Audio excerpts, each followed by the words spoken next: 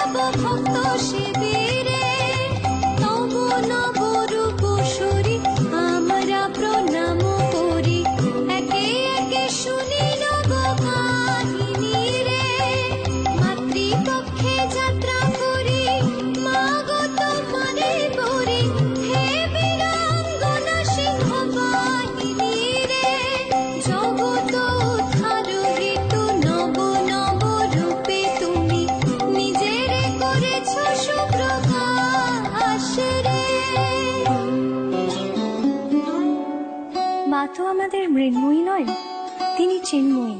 আমাদের সকল জুড়ে ছড়িয়ে আছেন তিনি। নয়ন মেললেই আমরা দেখতে পাই তার সিংহাসনারূপ। আমাদের চিরচেতনের চিরন্তন তিনি।